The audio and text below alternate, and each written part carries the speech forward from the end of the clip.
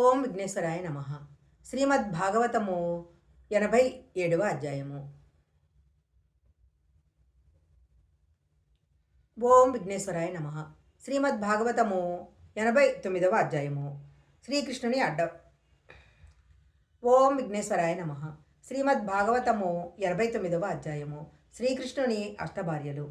శ్రీకృష్ణ భగవానుడు ఇంద్రప్రస్థంలో ఉన్న పాండవుల దగ్గరకు వెళ్ళాడు. అక్కడ పాండవుల చేత సేవించబడుతున్నాడు. కుంతీదేవి కృష్ణ పరమాత్మను ఎప్పుడూ ఆమె దేహబంధువుగా చూడలేదు. ఆమె ఇప్పుడు ఆయన యందు పరమాత్మతత్వాన్ని చూస్తూ కృష్ణ పరమాత్మను స్తోత్రం చేస్తూ ఉండేది. ఆయన కుంతీదేవి చేత, ధర్మరాజు చేత, ఇతర పాండవ ప్రముఖుల చేత స్తుతించబడ్డాడు. కృష్ణ పరమాత్మను అర్జున యందు కృష్ణ పరమాత్మకు అర్జునుని యందు ప్రీతి ఎక్కువ. అందుకే ఆయన అర్జునుడికి సారథ్యం చేస్తూ ఉంటాడు. దాని వెనకాల ఉన్న రహస్యం వేరు. ఎక్కడైతే మన జీవన రథాన్ని నడపటానికి చోదకునిగా, సారథిగా శ్రీకృష్ణ పరమాత్మ ఉంటారో అక్కడ మన వెనకాల కూర్చొని మన రథాన్ని ఆయన నడిపిస్తున్నారని నమ్మి ఆయనకు పగ్గాలు అప్పచెప్పినట్లయితే వారికి జీవితంలో విజయం తప్ప అపజయం ఉండదు. ఎప్పుడూ కృష్ణ పరమాత్మను అర్జునుని రథానికి సారథ్యం చేస్తూ ఉంటారు.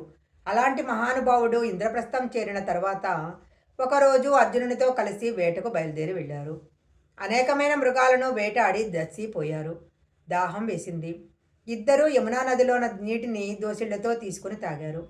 ఇద్దరూ ఒడ్డున కూర్చున్నారు. వేటాడిన మృగాలన్నిటితోనూ ఇంద్రప్రస్థానికి పంపించారు.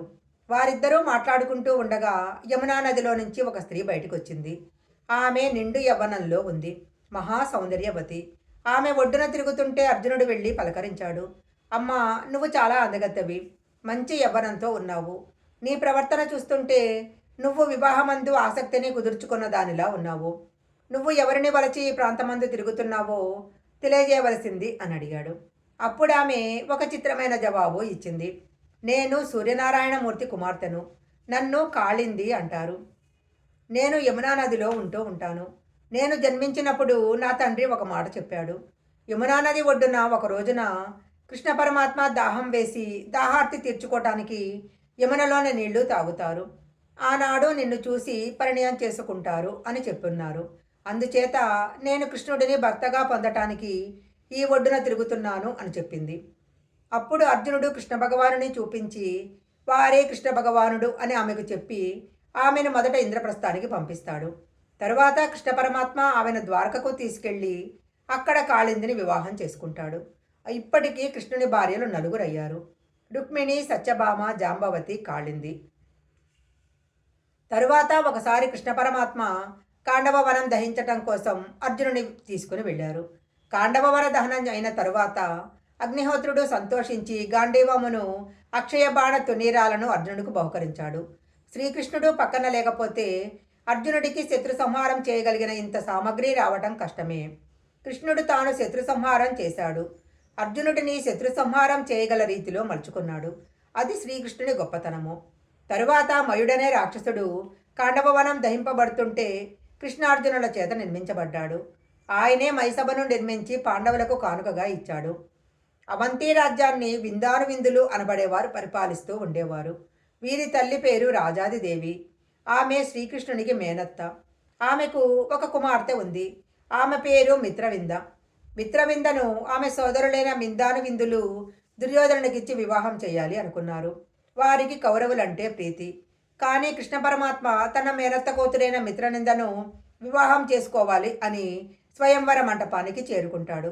రాజులందరినీ పరిమార్చి స్వయంవర మంటపంలో మిత్రవిందను భార్యగా స్వీకరించాడు. కోసల రాజ్యాన్ని నగ్నజిత్తు అనబడే రాజు పరిపాలిస్తూ ఉండేవాడు. ఆయనకు ఒక కుమార్తె ఉండేది. ఆమె పేరు నాగ్నజితి. ఆయన ఒక చిత్రమైన షరతు పెట్టాడు. నా కుమార్తెను ఎవరైతే వివాహం చేసుకోవాలనుకుంటున్నారో వారు నా దగ్గర ఉన్న 7 పొగరుమోతు ఎద్దుల పొగరు అణచి గెలుస్తారో వారికి మాత్రమే నా కుమార్తెనిచ్చి వివాహం చేస్తాను అన్నాడు. కృష్ణ పరమాత్మ కోసల రాజ్యం చేరుకొని ఆ 7 ఎద్దుల పొగరు అణచి వాటిని ఓడించి వీర్యశుల్కంగా ప్రకటింపబడిన నాగ్నజితిని తన భార్యగా స్వీకరించాడు. కృష్ణ భగవానుడికి ఇంకొక మేనత్త ఉంది. ఆమె పేరు శృతకీర్తి. శృతకీర్తికి ఒక కుమార్తె ఉంది. ఆమె పేరు భద్ర. ఆమెకు చిన్నతనం నుంచి కృష్ణుడిని వివాహం చేసుకోవాలని కోరిక ఉంది. శ్రీకృష్ణ పరమాత్మ ఆ కన్యను వివాహం చేసుకున్నాడు. తరువాత మద్రరాజు కుమార్తె అయిన లక్షణ అనబడే కన్యను వివాహం చేసుకున్నాడు. ఇలా భగవానుడికి 8 భార్యలయ్యారు.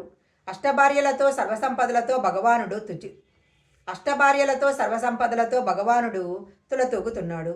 8 భార్యలు అని చెప్పటం వెనక ఒక రహస్యం ఉంది. యథార్థానికి కృష్ణ భగవానుడు అంతమంది స్త్రీలను వివాహం చేసుకొని దక్షిణ నాయకుడై వీళ్ళందరితో సరస సల్లాపాలు కాలం గడపాలని వచ్చిన అవతారం కాదు. కృష్ణ పరమాత్మ అవతారానికి అర్థం చేసుకోవటం చాలా కష్టము. భార్య అనే శబ్దము చేత 6 లక్షణాలను ఆవిష్కరిస్తారు. భార్య అనగానే ఆమె భర్తతో 6 రకాలైన సంబంధాలను కలిగి ఉంటుందని మనం అర్థం చేసుకోవాలి. ఈ 6 లక్షణాలు ఆమెకు వేరొక పురుషునితో ఉండవు. భార్య అనేది భర్తకు మాత్రమే చెందింది. ఈశ్వర చైతన్యం లేకపోతే 8 వస్తువులు జడమైపోతాయి. ప్రకృతి 8 రకాలుగా భాషిస్తూ ఉంటుంది.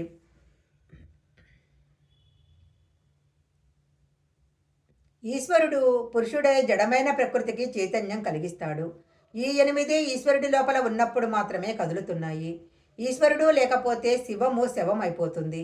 ఈ 8 కదుపుతున్నవాడెవరో వాడే పురుషుడు. కాబట్టి కృష్ణుడు 8 వివాహం చేసుకోవాలి.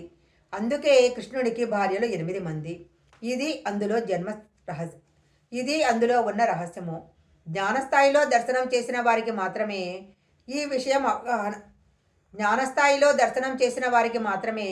ఈ విషయం అవగాహన అవుతుంది.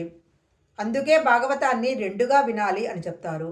అర్థమైన చోట జ్ఞానిగా వినాలి, అర్థం కాని చోట భక్తునిగా వినాలి. శ్రీమద్ భాగవతము 89వ అధ్యాయం సంపూర్ణం.